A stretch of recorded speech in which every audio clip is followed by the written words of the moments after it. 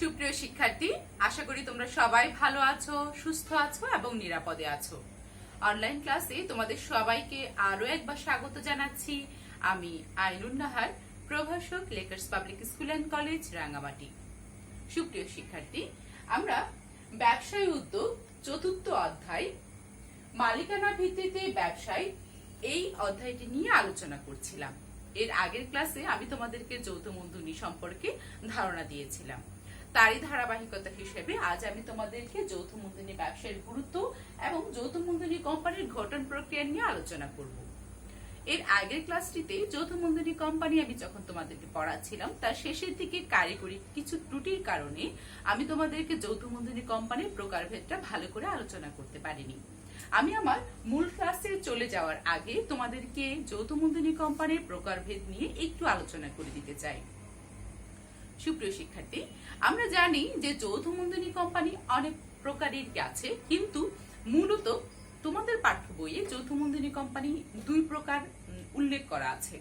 সেটি একটি হচ্ছে প্রাইভেট লিমিটেড কোম্পানি এবং অন্যটি হচ্ছে public limited company. Private limited company আমরা বলছি যে 2 থেকে 50 জন সদস্য সংখ্যা নিয়ে গঠিত হয় এবং যার আকার সাধারণত সীমিত হয়, অর্থাৎ পাবলিক লিমিটেড কোম্পানির মতো এত ব্যাপক হয় না, কিন্তু অংশীদারি ব্যবসার চেয়ে অনেক বড় হয়।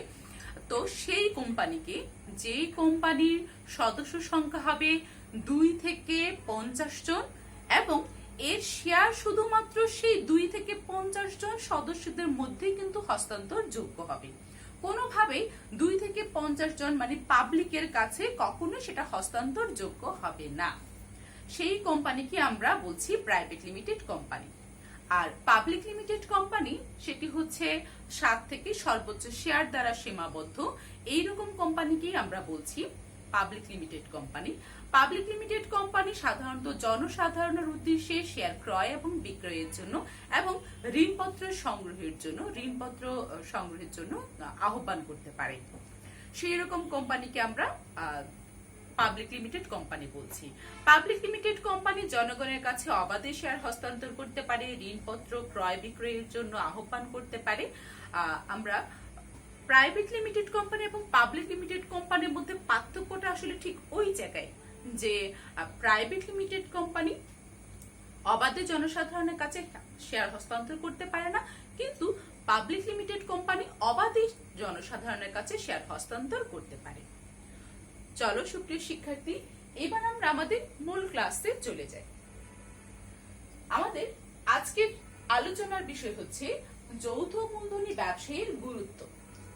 এর আগে বলছিলাম যে যখনই শিল্প বিপ্লব ঘটেছে তখনই শিল্পের যে বিশাল পরিবর্তন, শিল্পের যে বিশাল উৎপাদন, সেই উৎপাদনটা শুধুই মাত্র একটা দেশে বা একটা জায়গায় ক্রয় বিক্রয় করে শেষ করা যাচ্ছিল না। সেই শিল্পের বিপ্লব, সেই শিল্পটা সমগ্র বিশ্বে ছড়িয়ে দেওয়ার প্রয়োজনীয়তা অনুভব হচ্ছিল। তো সেই ছড়িয়ে দেওয়াটার কাজটা করার জন্য আমরা যৌথ মূলধনী কোম্পানি ব্যবসায়েরও অনুভব করলাম। সেই ক্ষেত্রে যৌথ মূলধনী কোম্পানি ব্যবসায়ের একটা বড় ধরনের গুরুত্ব আমরা অনুধাবন করি, সেইগুলো আমরা দেখব যে কি কি। তাহলে যদি আমরা বলি যে শিল্প বিপ্লবের পর থেকেই মূলত আমরা যৌথ মূলধনী কোম্পানির আবির্ভাব হতে দেখি। তো যৌথ মূলধনী কোম্পানির গুরুত্ব যেগুলো দেখি সেগুলো হচ্ছে বৃহদায়তন প্রতিষ্ঠান। একটু আগে বলছিলাম যে যখনই শিল্পের অনেক বেশি উৎপাদন শুরু হয়ে গেল, তখন কিন্তু শুধুমাত্র একটা দেশ বা একটা জায়গা, একটা ভূখণ্ডে শুধুই মাত্র সেই শিল্পের বিক্রিটা প্রসার করা সম্ভব আটকায় রাখা যাচ্ছিল না, সেটাকে আরো ব্যাপকভাবে প্রসারিত হওয়ার সুযোগ তৈরি হয়ে যাচ্ছিল। তো সেই সুযোগটা নেয়ার জন্য যৌথ মূলধনী কোম্পানির আবির্ভাব হয় এবং যৌথ মূলধনী কোম্পানি এত বড় বিশাল আর বৃহদায়তনের প্রতিষ্ঠান যেটি সেই শিল্পগুলো প্রসার ঘটাতে অনেক বেশি সাহায্য করছিল।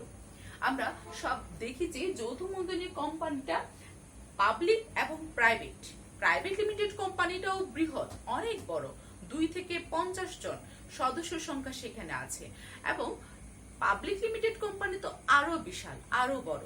সর্বনিম্ন 7 জন এবং সর্বোচ্চ শেয়ার দ্বারা সীমাবদ্ধ। সেই জন্য সেই প্রতিষ্ঠানগুলো হয় অত্যন্ত বিশাল বা বড়। তারপর আমরা দেখি যে কর্মসংস্থানের ব্যবস্থা। যদি প্রতিষ্ঠানটা বিশাল হয় তাহলে অবশ্যই সেখানে অনেক বেশি কর্মীর প্রয়োজন হবে, এটাই স্বাভাবিক। তো আমাদের মতো দেশের ক্ষেত্রে কিন্তু এটা একটা বড় ধরনের সুযোগ যে আমাদের দেশে অনেক মানুষই বেকার বা কর্মহীন হয়ে আছে। সেই মানুষগুলো কিন্তু যৌথ মূলধনী কোম্পানি ব্যবসায়ের মাধ্যমে কিন্তু তাদের কর্মসংস্থানের সুযোগ সৃষ্টি হচ্ছে। কারণ যৌথ মূলধনী কোম্পানিটা একটা বিশাল কোম্পানি, সেখানে অনেক মানুষের প্রয়োজন হয়, অনেক কর্মীর প্রয়োজন হয়। সেই জন্যই আমরা এই যৌথ মূলধনী কোম্পানির মাধ্যমে অনেক মানুষের কর্মসংস্থান সৃষ্টি করতে পারছি। আন্তর্জাতিক সুসম্পর্ক প্রতিষ্ঠা। আন্তর্জাতিক সুসম্পর্ক প্রতিষ্ঠা যৌথ মূলধনী কোম্পানির মাধ্যমে এক দেশ অন্য দেশের সাথে ব্যবসা বাণিজ্যে খুব সহজেই লিপ্ত হতে পারছে। এক দেশের মানুষ অন্য দেশের মানুষের সাথে সেবায়, পণ্যে এক দেশের সাথে অন্য দেশ খুব সহজেই লেনদেন করতে পারছে। যৌথ মূলধনী কোম্পানির সাথে এই লেনদেনের মাধ্যমে একটা দেশের সাথে কিন্তু আরেকটা দেশের সেই কারণেই একটা খুব সুন্দর সুসম্পর্কটা তৈরি হয়ে যাচ্ছে।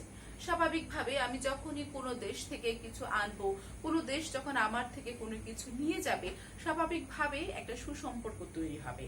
তো যৌথ মূলধনী কোম্পানি সেই সুসম্পর্কটা প্রতিষ্ঠা করার সুযোগ তৈরি করে দিচ্ছে। একটা দেশের সাথে আরেকটা দেশ, একটা মহাদেশের সাথে আরেকটা মহাদেশের একটা সুসম্পর্ক, আন্তর্জাতিক একটা সুসম্পর্ক তৈরি করছে যৌথ মূলধনী কোম্পানি। তারপর বলছে ব্যবস্থাপনা পেশার উন্নয়ন। আমরা যৌথ মূলধনী ব্যবসায়ে দেখি যে অনেক ধরনের ব্যবস্থাপকের প্রয়োজন হয়। ব্যবস্থাপনা পেশার বিষয়টাকে আসলে আগে কিন্তু সেই অর্থে কিন্তু কোনো পেশা হিসেবে গণ্য করা হতো না। এই যৌথ মূলধনী ব্যবসায়ের আবির্ভাবের পরেই কিন্তু ব্যবস্থাপনা পেশাটাকে কিন্তু একটা পেশা হিসেবে উন্নীত করা হচ্ছে, একটা পেশা হিসেবে বিবেচনা করা হচ্ছে। যৌথ মূলধনী ব্যবসায়ে আমরা দেখি যে বিভিন্ন ধরনের ব্যবস্থাপকের প্রয়োজন হয়। ক্রয় ব্যবস্থাপক, বিক্রয় ব্যবস্থাপক, পরিচালনা ব্যবস্থাপক, এরকম অনেক ধরনের ব্যবস্থাপক প্রয়োজন হয়। সেই ব্যবস্থাপনা বিষয়টাকে অনেক বেশি উন্নত থেকে উন্নতর করেছে যৌথ মূলধনী কোম্পানি। এবং দেখা যায় যে সত্যিকার অর্থে একটা প্রতিষ্ঠান সফলতা পাওয়ার পিছনে কিন্তু সুব্যবস্থাপনার অনেক বিশাল অবদান থাকে। একটা প্রতিষ্ঠান সফল হয়, অনেকভাবেই সফল হয়, সে কথা সত্য। কিন্তু দেখা যায় যে ব্যবস্থাপনায়, যে প্রতিষ্ঠানে ব্যবস্থাপনা সুদৃঢ়ভাবে প্রতিষ্ঠিত, সেই প্রতিষ্ঠানটা অনেক বেশি দ্রুত সফলতা অর্জন করে। তারপর আমরা দেখি যে সামাজিক দায়িত্ব পালন। ব্যবসায়ে অবশ্যই সামাজিক দায়িত্ব পালন করতে হয়। এতে ব্যবসায়ের আগে যেমন মূল উদ্দেশ্য ছিল মুনাফা অর্জন করা, এখন আর সেইভাবে চিন্তা করা হয় না। ব্যবসাকে এখন শুধুই মাত্র মুনাফা অর্জনের একটা হাতিয়ার বা একটা মুনাফা অর্জনের একটা বিষয় এইভাবে দেখা হয় না। ব্যবসায় এখন সামাজিক দায়িত্ব, পরিবেশের দায়িত্ব, রাষ্ট্রের প্রতি দায়িত্ব, এরকম আমাদের জনগণের প্রতি দায়িত্ব, এরকম অনেক ধরনের ব্যবসাকে এখন সেই দায়িত্বগুলো পালন করতে হয়। তো যৌথ মূলধনী ব্যবসায়ের দ্বারা আমরা সামাজিক সে দায়িত্ব পালনগুলো করার সুযোগগুলো পাচ্ছি। কারণ যৌথ মূলধনী ব্যবসায়ের মাধ্যমে আমরা অনেক বেশি পণ্যের প্রসার ঘটাচ্ছি, অনেক রকমের পণ্যের, নিত্য নতুন পণ্যের পণ্য মানুষকে ভোগ করার জন্য বা মানুষকে ব্যবহার করার জন্য উপহার দিতে পারছি। যৌথ মূলধনী ব্যবসায়ের মাধ্যমে আমাদের সমাজের মানুষের কর্মসংস্থান হচ্ছে। এই কারণেই আমরা বলছি যে সামাজিক দায়িত্ব পালন করছে যৌথ মূলধনী কোম্পানি। তারপর আমরা যদি দেখি যে ঝুঁকি বন্টনের সুযোগ, যৌথ মূলধনী ব্যবসায়ের মাধ্যমে কিন্তু ঝুঁকি বন্টনের একটা সুযোগ থাকে। এক মালিকানা ব্যবসায়ে অন্য কাউকে কিন্তু ঝুঁকিটা বন্টন করার কোনো সুযোগ থাকে না, কারণ সেখানে একজন মালিক, সেই একজন মালিককেই সেই ঝুঁকিটা বহন করতে হয়। অংশীদারি ব্যবসায়ী সেইখানেও একই রকম, যে যারাই মালিক তাদেরকেই সেই মূলধনের বা ঝুঁকির বিষয়টা তাদেরকে গ্রহণ করতে হয়। কিন্তু যৌথ মূলধনী কোম্পানি হচ্ছে একটি কৃত্রিম ব্যক্তিসত্তার অধিকারী। এখানে মালিক এবং প্রতিষ্ঠান দুটি ভিন্ন রূপরেখার জিনিস। এখানে সেই জন্য যে ঝুঁকিগুলো খুব সহজে বন্টিত হয়। ঝুঁকিগুলো মালিক যারা শুধু একজন থাকে না, অন্য যারা থাকে ওদের সবার কাছে কোম্পানির যে মূলধন, মালিকের শুধুই মাত্র যে মূলধন, সেই মূলধন পর্যন্ত তার দায়টা সীমাবদ্ধ থাকে, অন্য কিছুতে তার দায়টা থাকে না। তারপর হচ্ছে মূলধন গঠনে সহায়তা। মূলধন গঠনে খুব সহজে মূলধন গঠন করা যায়। সেটা কিভাবে? কারণ যদি প্রাইভেট লিমিটেড কোম্পানি হয় তাহলে আরো যে সকল সদস্য আছে সবার থেকে নির্ধারিত পরিমাণ মূলধন নিয়েই ব্যবসাটা শুরু করা হয়। সেই ক্ষেত্রে সেইভাবে মূলধনটা সংগৃহীত হয়। যদি পাবলিক লিমিটেড কোম্পানি হয় সেক্ষেত্রে পরিচালকগণ তো নির্ধারিত অর্থ দিবেই, তাছাড়াও কিন্তু জনগণের কাছ থেকেও কিন্তু শেয়ার বিক্রির মাধ্যমে কিন্তু মূলধন গঠন করা যায় অনায়াসে। তারপর বলছে যে উন্নত প্রযুক্তি ও কলা কৌশলের ব্যবহার। আমরা যৌথ মূলধনী ব্যবসায়ের মাধ্যমে যেহেতু একটা বিশাল প্রতিষ্ঠান, সেখানে উন্নত প্রযুক্তি এবং কলা কৌশলের ব্যবহার আমরা দেখি।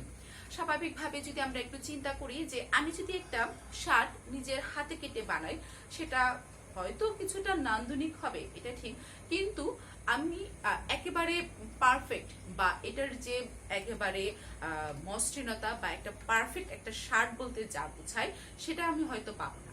আমি যদি মেশিন দিয়ে, একটা সেলাইয়ের মেশিন দিয়ে আমি যদি কেটে সেই শার্টটা তৈরি করি, তাহলে সেখানে কিন্তু অনেক বেশি এটাকে কি বলে, পারফেক্ট শার্ট হওয়ার যে পারফেক্ট, সে পারফেকশনটা আসবে। তাহলে আমরা যে কোনো কলা কৌশল, যে কোনো যন্ত্র আমাদের ব্যবহারের মাধ্যমে আমাদের কাজ অনেক বেশি সুন্দর হয় এবং গুছানো হয়। এবং যৌথ মূলধনী কোম্পানিতে যেহেতু আমরা বিশাল প্রতিষ্ঠান, বিশাল আকারের প্রতিষ্ঠান, সেই জন্য আমরা অনেক বেশি আধুনিক যন্ত্রপাতি সেখানে ব্যবহার করতে দেখি। উত্তম বিনিয়োগ ক্ষেত্র। আমাদের সবার কাছেই যখন একটা বিষয় হয়ে দাঁড়ায় যে আমরা কোথায় মূলধনটা বিনিয়োগ করব, আমরা যখন খুঁজে পাই না যে নিশ্চিন্ত বিনিয়োগটা আমরা কোথায় করব, তখন আমাদের কাছে অপশন হিসেবে আসে যৌথ মূলধনী কোম্পানি। কারণ নিশ্চিন্তে বিনিয়োগ করা যায়। আমি আমার মূলধনটা শুধুই মাত্র মূলধন হিসেবে দিব এবং সেই মূলধনটা আমাকে নিজেও পরিচালনা করতে হচ্ছে না। সেটা অনেক সময় অন্যরা পরিচালনা করছে, আমি কি করছি, আমার মূলধনটা শুধু বিনিয়োগ করছি। তাহলে নিশ্চিন্তে একটা বিনিয়োগ আমি তৈরি করতে পারছি। সুপ্রিয় শিক্ষার্থী, আমরা তাহলে যৌথ মূলধনী ব্যবসায়ের গুরুত্ব, এগুলো তোমাদের বইয়ে খুব বর্ণনা আকারে দেয়া আছে। আমি সেইখান থেকেই খুঁজে পয়েন্টস আকারে তৈরি করে দিয়েছি। পয়েন্টস আকারে তৈরি করে দিয়েছি এই কারণ এতে তোমাদের সুবিধা হয়। তোমরা যদি পয়েন্টসটা মনে রাখতে পারো, নিজেরাই বর্ণনা করে অনেক কিছু লিখতে পারবে। সেই জন্য আমি পয়েন্টস আকারে এটা তৈরি করে দিয়েছি। চলো এবার আমরা যাই যৌথ মূলধনী কোম্পানির গঠন প্রক্রিয়ায়। যৌথ মূলধনী কোম্পানির গঠন প্রক্রিয়া, কিভাবে আমরা যৌথ মূলধনী কোম্পানি গঠন করব? সবার আগে হচ্ছে উদ্যোগ গ্রহণ পর্যায়, অর্থাৎ যে আমরা ব্যবসাটা গঠন করব, যে যৌথ মূলধনী ব্যবসাটা গঠন করব, সেটার জন্য সবার আগে আমরা উদ্যোগ গ্রহণ করব এবং সেখানে কত পরিমাণ মূলধন, ন্যূনতম চাঁদা কতজন সদস্য হবে, তার বিস্তারিত বিবরণ সেই উদ্যোগ গ্রহণ পর্যায়ে থাকবে। উদ্যোগ গ্রহণ করার পরে আমরা দলিলপত্র প্রণয়ন করব। দলিলপত্র প্রণয়নের জন্য সত্যিকার অর্থে দুটি দলিল খুবই গুরুত্বপূর্ণ। একটা হচ্ছে যে স্মারকলিপি, আর একটা হচ্ছে পরিমেল নিয়মাবলী। স্মারকলিপিতে আমার উল্লেখ থাকে কোথায় কোম্পানিটা হবে, কোম্পানির নাম হবে কি, কোম্পানির কার্যাবলী কি হবে, এবং এটা যদি আমি ভবিষ্যতে আরো সম্প্রসারিত হতে চাই তাহলে কোথায় কোথায় সম্প্রসারণ করব, যদি আমি ভবিষ্যতে ব্যবসাটা আরো অন্য জায়গায় অন্য ব্যবসার সাথে সম্পৃক্ত হতে চাই তাহলে কোন কোন ব্যবসার সাথে সম্পৃক্ত হব, এরকম বিষয়গুলি স্মারকলিপিতে উল্লেখ থাকে। কত পরিমাণ মূলধন হবে, এই সব বিষয়গুলি। আর পরিমেল নিয়মাবলী যেটা বললাম সেটাতে অভ্যন্তরীণ বিষয়াবলী উল্লেখ থাকে, অর্থাৎ পরিচালনায় কে থাকবে, কতজন পরিচালক সদস্য থাকবে, তাদের নাম কি, তাদের ঠিকানা কি, তাদের পদবি কি, কত পরিমাণ মূলধন দিয়ে ব্যবসাটা পরিচালিত হচ্ছে, অর্থাৎ ব্যবসার অভ্যন্তরীণ বিষয়াবলী সবকিছু পরিমেল নিয়মাবলীতে থাকবে। এই স্মারকলিপি আর এই পরিমেল নিয়মাবলী এই দুটি দলিল প্রস্তুত করে আমরা কি করব, নিবন্ধন অফিসে জমা দিব। নিবন্ধন অফিসে নির্ধারিত ফি জমা দেওয়ার পরে নিবন্ধন অফিস সেগুলো যাচাই বাছাই করবে। যাচাই বাছাই করার পরে যদি দেখে যে সবকিছু ঠিক আছে, তাহলে নিবন্ধন অফিসে নিবন্ধন কার্য সুসম্পন্ন হবে। সুসম্পন্ন হলে আমরা সেখান থেকে নিবন্ধন পত্র সংগ্রহ করব। এইখানে একটা বিষয় হচ্ছে যে নিবন্ধন পত্র পাওয়ার পরপর, আমি আবারও বলছি, নিবন্ধন পত্র পাওয়ার পরপরই প্রাইভেট লিমিটেড কোম্পানি তার কার্য আরম্ভ করতে পারে, কিন্তু পাবলিক লিমিটেড কোম্পানি পারবে না। আমি আবারও বলছি, নিবন্ধন পত্র পাওয়ার পরপরই প্রাইভেট লিমিটেড কোম্পানি তার কার্য আরম্ভ করতে পারবে, তার কাজটা শুরু করে দিতে পারবে, তাদের ব্যবসায়িক কার্যক্রম শুরু করে দিতে পারবে, কিন্তু পাবলিক লিমিটেড কোম্পানি পারবে না। পাবলিক লিমিটেড কোম্পানিকে কার্যারম্ভের অনুমতিপত্র সংগ্রহ করতে হবে। কার্যারম্ভের অনুমতিপত্র সংগ্রহ করেই তবেই কিন্তু পাবলিক লিমিটেড কোম্পানি তার কার্য শুরু করতে পারবে। এইভাবে আমরা যৌথ মূলধনী কোম্পানি গঠন করতে পারবো এবং পরিচালনা করতে পারবো।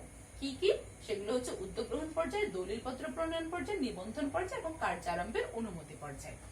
এখানে বলে রাখি, অনেক সময় তোমাদের প্রশ্নে আসে যে কিভাবে একটা প্রাইভেট লিমিটেড কোম্পানিকে পাবলিক লিমিটেড কোম্পানিতে রূপান্তর করা যায়। সেখানে আমরা শুধু এই জায়গাটাই লিখবো যে নিবন্ধন পত্র পাওয়ার পরপরই, কার্যারম্ভের পত্র, অনুমতি পত্র সংগ্রহ করার পরেই আমরা কি করতে পারবো, private limited company public limited কোম্পানিকে রূপান্তর করতে পারবো।